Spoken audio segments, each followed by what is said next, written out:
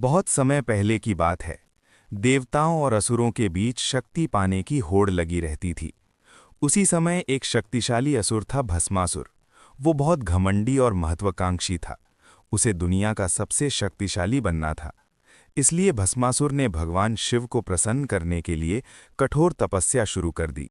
वो घने जंगल में बैठकर कई वर्षों तक ध्यान करता रहा। उसने खाना पीना तक छोड़ दिया और केवल ओम नमो शिवाय का जाप करता रहा। उसकी तपस्या इतनी कठोर थी कि तीनों लोकों में उसका प्रभाव फैल गया। आखिरकार उसकी तपस्या से प्रसन्न होकर भगवान शिव उसके सामने प्रकट हुए। उनके शरीर पर भस्म लगी हुई थी, गले में नाग था और जटाओं से गंगा बह रही थी। शिव ने शांत स्वर में कहा, हे भस्मासुर, तुम्हारी तपस्या से मैं प्रसन्न हूं। मांगो, क्या वरदान चाहते हो? भस्मासुर बहुत चालाक था। उसने सोचा कि अगर उसे सबसे खतरनाक शक्ति मिल जाए तो वो पूरी दुनिया पर राज कर सकता है।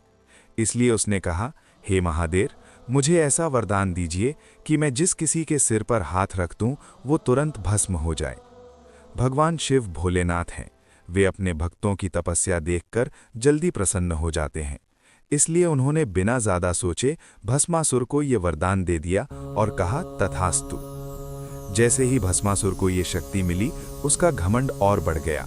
उसने सोचा कि क्यों ना इस शक्ति को अभी ही आजमाया जाए। अचानक उसके मन में एक बुरा विचार आया। उसने सोचा, अगर मैं शिवजी के सिर पर ही हाथ रख दूं तो वे भी भस्म हो जाएंगे और फिर मुझसे शक्तिशाली कोई नहीं रहेगा। ये सोचकर भस्मासुर तुरंत भगवान शिव की ओर दौड़ा और बोला, महादेव, जरा ठहरिए। अब शिव समझ गए कि भस्मासुर के मन में कुछ गलत है।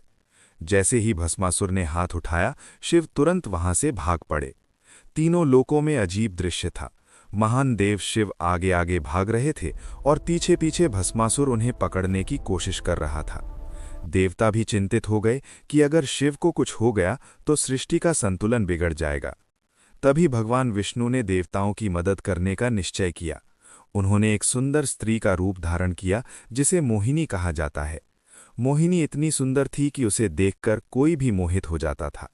मोहिनी भस्मासुर के सामने नाचने लगी।